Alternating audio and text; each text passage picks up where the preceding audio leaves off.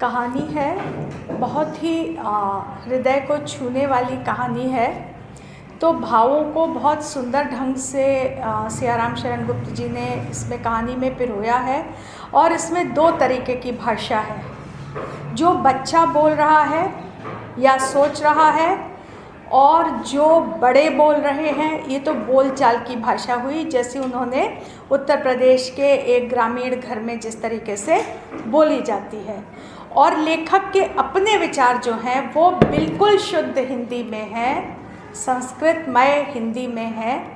तो दोनों तीनों तरीके की भाषाओं का मिला जुला प्रभाव बहुत ही सुंदर इस कहानी में है, और वही छात्राओं को बताना है, इसकी सुंदरता को कहानी की बताना है।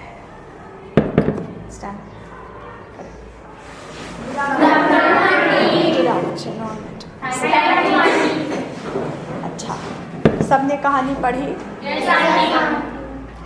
काकी किसका नाम था?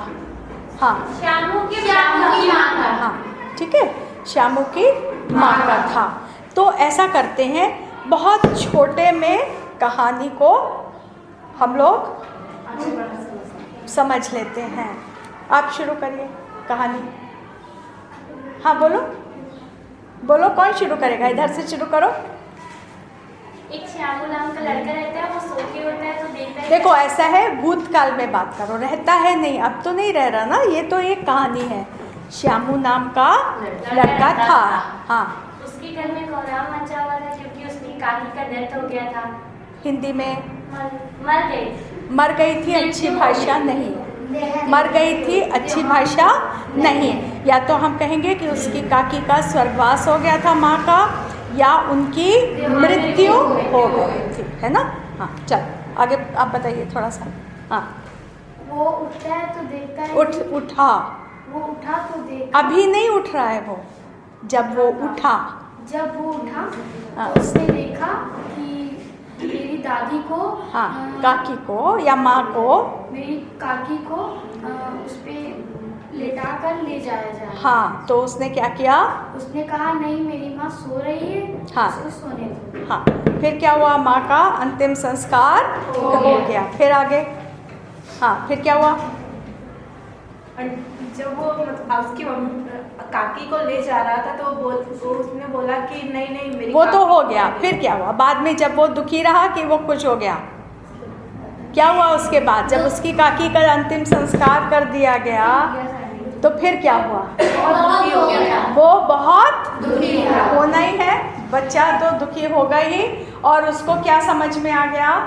उसकी माँ जो है, बेटा, उसकी माँ जो है वो राम के पास चली गई। हाँ, लेकिन वो फिर कभी वापस नहीं आया। तो फिर उसने क्या सोचा? आंटी, बच्चा था। हाँ, क्या कहा? बता। एक दिन उसने एक आसमान में पतंग उड़ती हुई देखी। उसने सोचा कि मैं भी एक ऐसी पतंग लाऊंगा और आसमान में उड़ाऊंगा। हाँ, अब तुम लोगों, आप बताओ फिर क्या होगा? जिससे कि उसकी माँ उसको पकड़ के नीचे आ जाएगी। माँ उसको पकड़ के नीचे आ जाएगी। हाँ, तो फिर क्या हुआ? फिर किससे मंगाई पतंग? हाँ, आप बताइए। भोला से कह के उसकी दीदी से मंगाई। दीदी से पतंग। और उसने भोला से कहा कि मैं इसमें काकी लिख दूंगा, जब ये राम के पास पतंग जाएगी तो काकी इसको पकड़ के नीचे उतर आएगी, है ना। अच्छा, फिर क्या हुआ? वो पतंग उसने उड़ाई क्यों नहीं? फिर क्या हुआ? फिर डोर पतली थी, इसलिए सोचा कि काकी उतरते समय गिर सकती है, इसलिए मोटी रस्सी मंगवाई।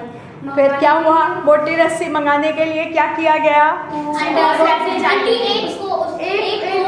हुआ था जिसमें उसने चवन्नी थी। उसने 1 रुपए उसके काका की, उसने एक चवन्नी निकाल के भोला को, वो तो पतंग मंगा ली। फिर मोटी रस्सी के लिए क्या करना पड़ा? एक और पैसे चाहिए थे। अब मेरा एक प्रश्न है, बैठो। उसने चुराए क्यों पैसे? अपनी काकी को वापस लाना। तो उसके पिताजी नहीं चाहते थे कि पत्नी वापस आ जाए? उनको पता था क्यों। हाँ, तो पैसे अगर मांगता तो क्यों नहीं मिलते? उसके बच्चे के मन में क्या था? नहीं, आंटी उसको बहुत ज्यादा जल्दी थी। नहीं, हाँ बताओ। उनको पता था कि अब काकी जा चुकी तो वापस नहीं तो फिर काय को पतंग उड़ा रहा था? क्योंकि वो बच्चा सोच रहा था क्या बैठो। कि वो बच्चा सोच रहा था कि मतलब सारे लोग ऐसे करें पर हम उनको वापस ला सकते हैं। सारे लोगों ने क्या किया था? ये भूल गए। सारे लोग, बच्चा था, उसने मन में सोचा कि मैं घर में किसी से भी रुपया मांगूंगा, ये लोग मुझे नहीं देंगे, क्योंकि ये बिना दया माया के, दया माया एक शब्द है, इसके मतलब इनके मन में तो कोई प्यार नाम की चीज़ नहीं, दया नाम की चीज़ नहीं। जब ये जाके मेरी माँ को जला दिया इन्होंने, तो ये मुझे उसको वापस लाने के लिए क्या रुपए देंगे। तो उसके मन में ये था कि ये रुपया अगर लेना है तो चुपचाप और चोरी से ही लेना पड़ेगा, ये रुपया मुझे कोई मांगने पर नहीं देगा। उसके फिर क्या हुआ? पिताजी आ गए तो उन्होंने पतंग फाड़ दी। क्यों फाड़ी? क्योंकि उन्होंने पूछा था कि मेरी मतलब कोट की जेब से उससे पैसे क्यों निकाले थे, है ना। तो उन्होंने गुस्से में पतंग फाड़ दी। जब पतंग फाड़ दी और काकी लिखा, जब तो किसने बता दिया उनको? भोला ने बता दिया। इसमें एक शब्द आया मुखबिर, मुखबिर बन गया, एक ही डांट में भोला मुखबिर बन गया। ये एक उर्दू का शब्द है, बल्कि इसमें ख बनाने के लिए इसके नीचे एक बिंदु भी लगाया जाता है। मुखबिर के क्या मतलब है कि जो बता दे भेद को।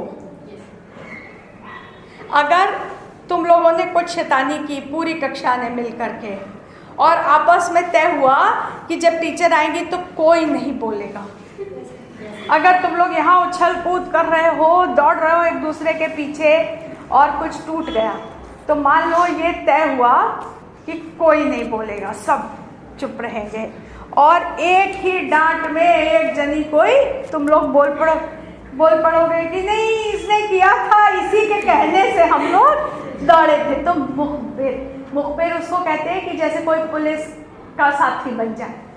अगर बहुत सारे चोर हैं, उनमें से एक जो है वो पुलिस का साथी बन जाए, तो उसको मुखबिर की हम चलिए हम दिखाते हैं कहाँ माल छुपाया है हमने। तो भोला क्या बन गया?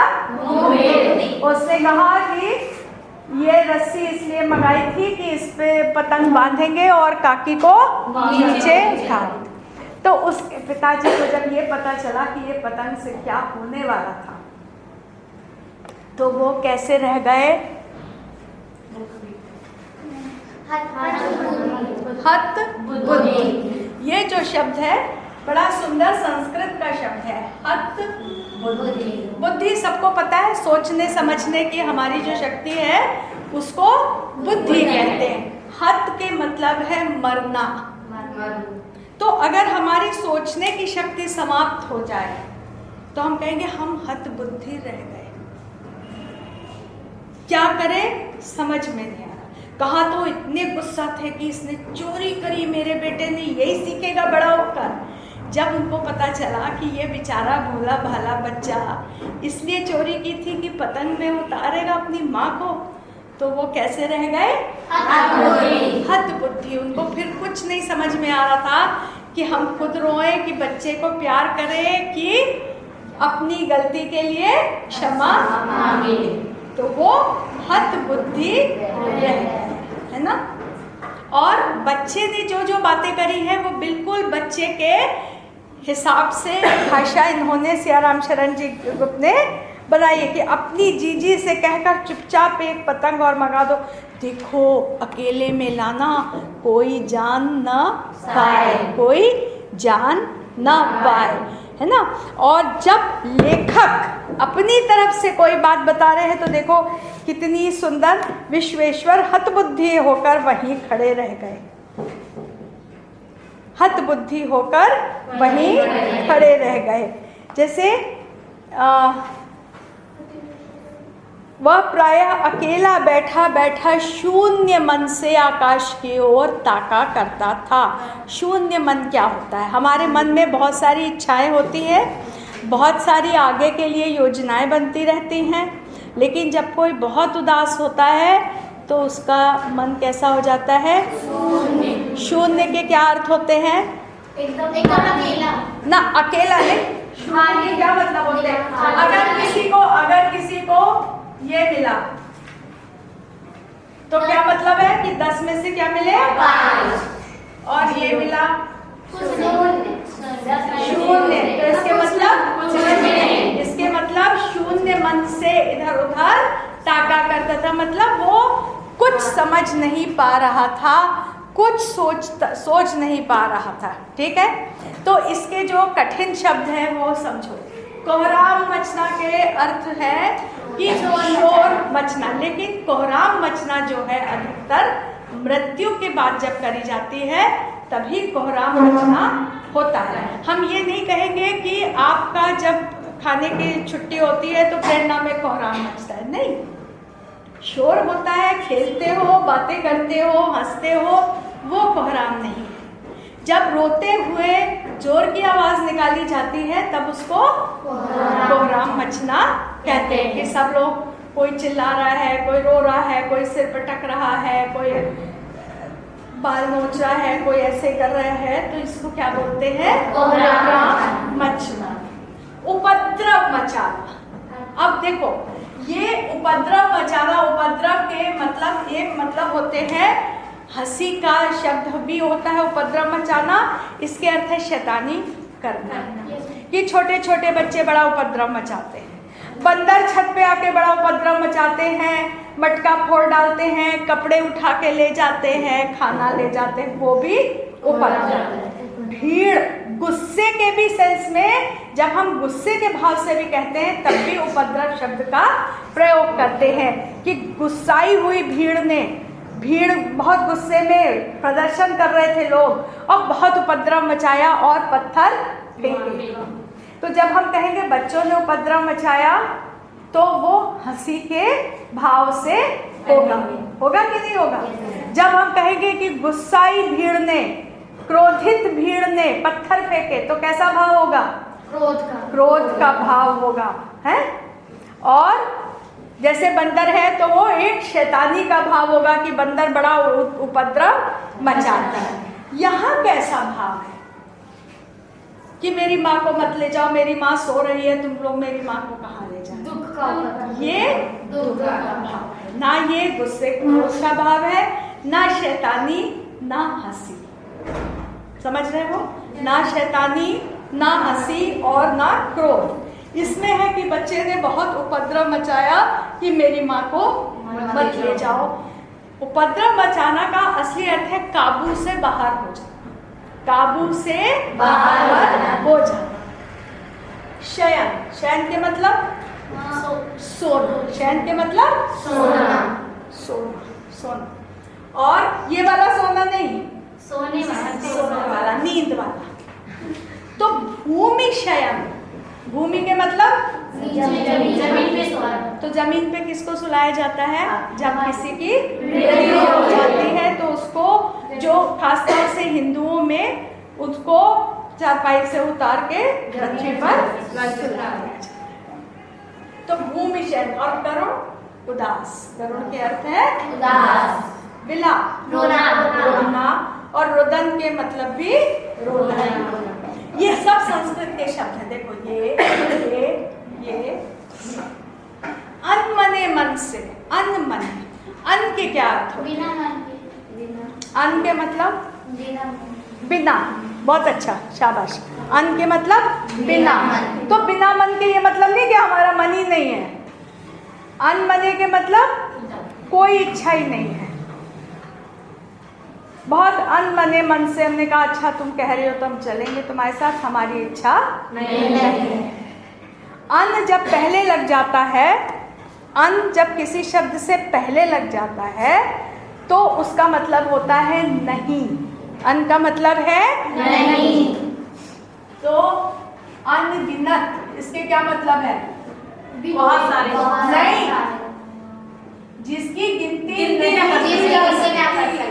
जिसकी गिनती नहीं की जा सकती, अनगिनत। अनाधिकार, इस कमरे में अनाधिकार प्रवेश मत करो।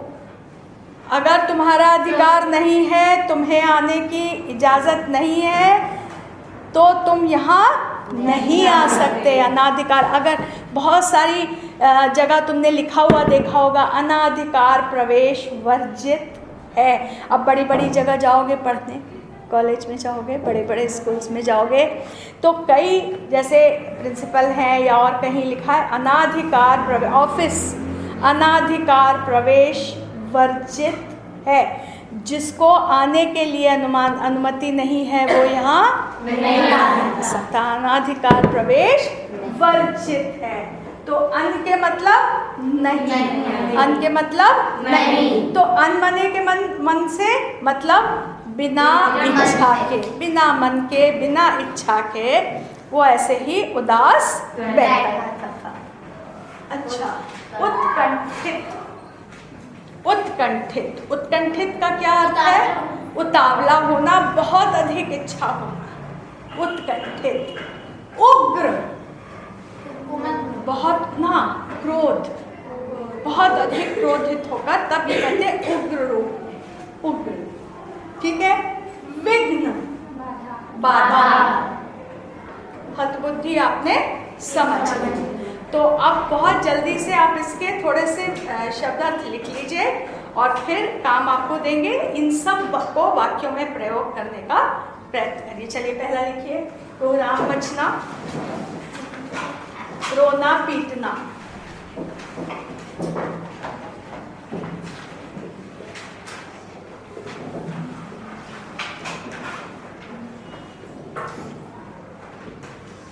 उपद्रव मचाना,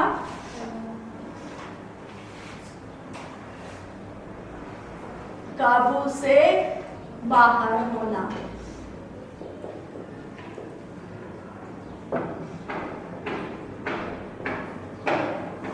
शयन आपको सबको पता है, सोना, करुण उदास, और ये दोनों शब्दों के अर्थ है रोना।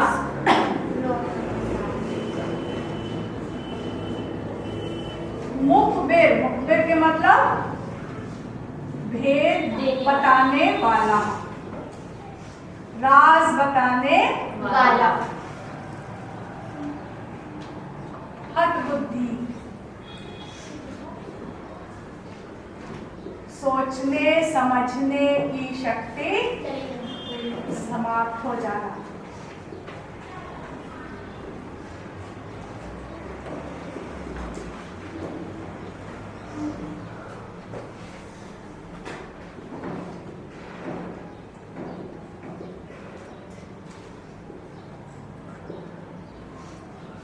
विघ्न सबको पता है, उग्र, क्रोधित, उत्कंठित, उत्कंठित के मतलब उतावला, उतावला, और अनमने आपको पता है बिना इच्छा के। ठीक है, सबको समझ में आ रहा है? आप लोग अपने मन में ये भी सोच के आइएगा कि अगर इसका शीर्षक काकी नहीं होता तो आप क्या रखना चाहेंगे, सोचो। ठीक है, स्टैंड अप। Thank you.